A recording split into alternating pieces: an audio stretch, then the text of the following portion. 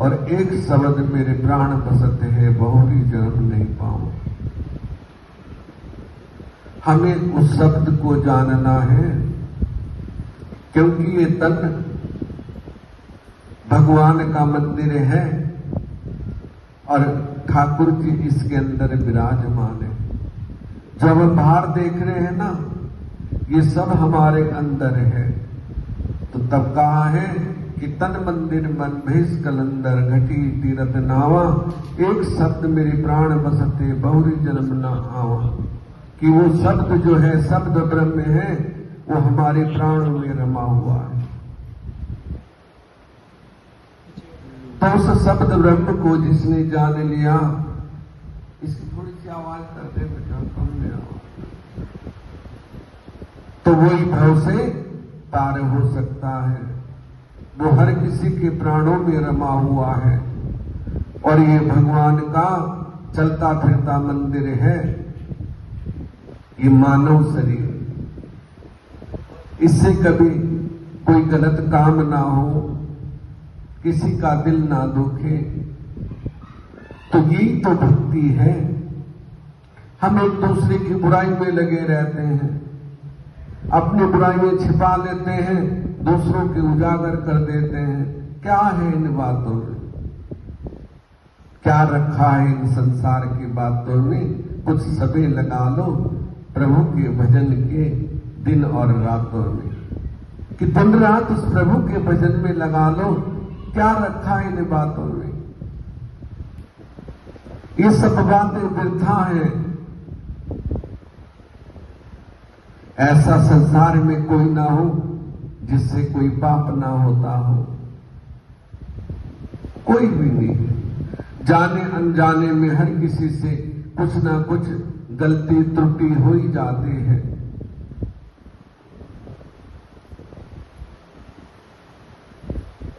जानबूझ के ना करें तो अनजाने में हो जाती है, और बहुत से तो जानबूझ के ही करते हैं। हमारे जीवन का सार केवल प्रभु का भजन है, प्रभु को जानना है, उसे खोजना है।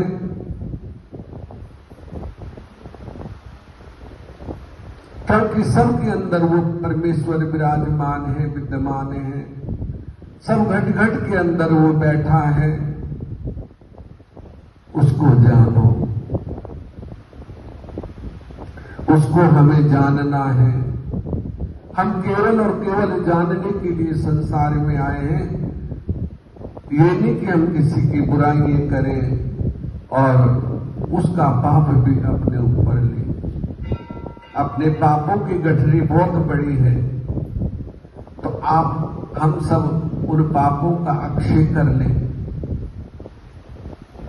ना करते हुए भी हमारे से चलते फिरते उठते बैठते ना जाने कितने जीव जंतु मरते हैं। हर चीज में, पत्ते पत्ते में भगवान है, पत्ते पत्ते में मेरे ठाकुर जी बसते हैं।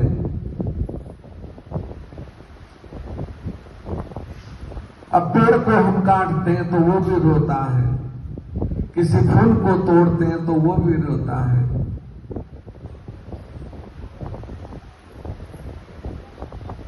जैसे हमारे दर्द होता है उसे उसकी भी दर्द होता है, लेकिन उसकी भाषा वो ही पहचान सकते हैं, हमारी भाषा हम पहचान सकते हैं। तो कभी भी हाँ, आवश्यकता के लिए किसी भी चीज को लो, यदि हमें आवश्यकता है, और प्रार्थना करके पेड़ पौधे में भी वो जीव है।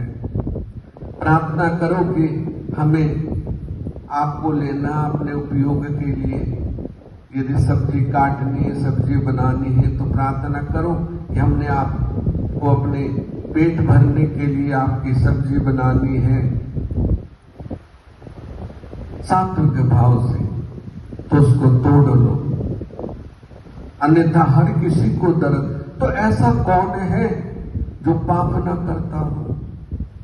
लेकिन कुछ पाप हैं जो क्षमा करने योग्य हैं, और कुछ पाप ऐसे जो जघन्य हैं, वो क्षमा नहीं हो सकते। हम बार बार उसी गलती को करेंगे तो क्षमा नहीं हो सकते। तो सच्चाई क्या है, हमें सच्चाई को जानना है।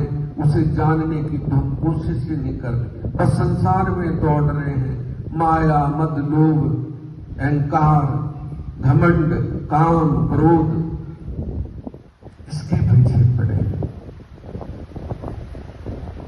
जबकि ये सब नाशवान है और ये पतन का कारण है। और जिसने उस परमात्मा को जान लिया, उसके रंग में रंग गया। मीरा की तरह रंग गई तेरे रंग में गिरधर, लेके मणि की तारा, और तेरे नाम की जोगन बन गई, छोड़ दिया जग सारा। सारा जग जो है कुछ ना कुछ कमी हर किसी में निकाल देता है। ऐसा है कोई जो कमी ना निकालता हो? अभी हम यहां पाठ कर रहे, इसमें जो सुनेंगे 10 कमियां निकाल देंगे।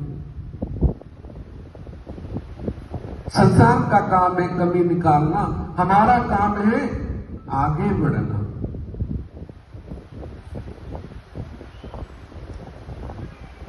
केवल प्रभु के लिए प्रभु का सिमरन करो, प्रभु का भजन करो कि मैं तुम्हारा हूं और तुम मेरे हो। बाकी तो ये संसार सब झूठा है। ये सच्चाई है, लेकिन सच्चाई को अपनाने को हम तैयार ही नहीं है। सबसे बड़ी हमारी विडंबना ये है कि हम झूठ के पीछे तो दौड़ते हैं, लेकिन सच्चाई को अपनाने के लिए हम तैयार नहीं होते हैं। केवल झूठ के पीछे दौड़ रहे। मेरा घर, मेरे बच्चे, मेरी धन दौलत, मेरा ये, जबकि कुछ भी अपना नहीं है। जरा सोच के देखो, अपना क्या है कुछ? हाँ, ये समझो कि मैं कर्म करने के लिए आया हूं, भगवान ने हमें दिया है, इनका हमने पालन पोषण करना है, बस इस भाव से करो। लेकिन हम उसमें बंध जाते हैं, और बंधन तो बंधन है, कैसा भी हो। निमित्त मात्र रहो। भगवान ने कहा कि तू निमित्त मात्र बन जा तो तुझे ज्ञान हो जाएगा। तो हमें निमित्त मात्र रहना है, और हम कर भी क्या सकते हैं? कर सकते हैं क्या कुछ? एक कदम भी हम नहीं चल सकते यदि उसकी कृपा ना हो। अभी वो चाहे तो हम यहीं बैठे रह जाएंगे। उसकी कृपा से हम चल रहे हैं, उसकी कृपा से हम बोल रहे हैं, उसकी कृपा से हम खा पी रहे हैं, उसकी कृपा से हम सब काम कर रहे हैं। तो उसका शुक्रिया अदा करो। प्रभु मैं तेरा हूं और तू मेरा है, ऐसा मन में भाव होना चाहिए।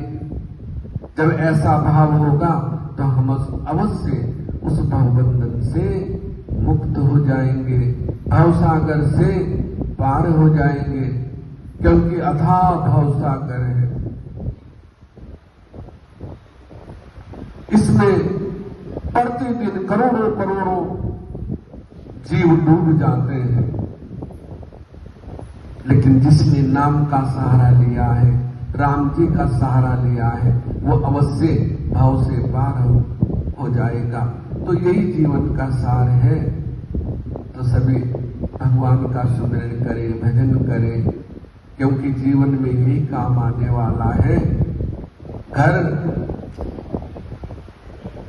तो शरीर छोड़ते ही साथ छोड़ देता है, धन और घर और परिवार शमशान में छोड़ आता है, उसके बाद कोई नहीं पूछता। तो जो हमारा सत्य कर्म है वही हमारे साथ जाएगा। तो ये जीवन का सार है। आरती होगी, सभी लोग आरती करेंगे।